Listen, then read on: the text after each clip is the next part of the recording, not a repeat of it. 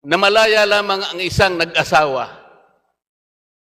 at mapuputol lamang yung bond of marriage kapag patay na ang isa sa kanila.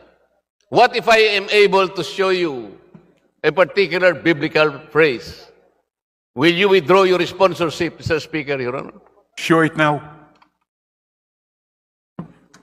What is the answer, Mr. Speaker?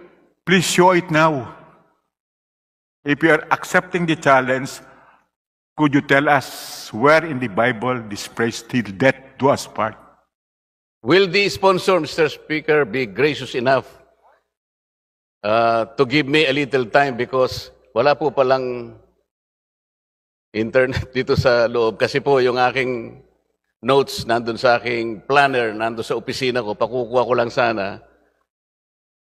But if the sponsor will agree that if I am not able to bring to him today the particular verse in the Bible, I withdraw all my interpellation. Otherwise, if I am able to give him the complete verse in the Bible, he will withdraw his sponsorship, Mr. Speaker. I will never withdraw my sponsorship. And I am certain the distinguished gentleman cannot show any phrase in the Bible quoting till death do us part. Dalawang kamay ng ganito at sabihin, hindi ko kayang tanggapin.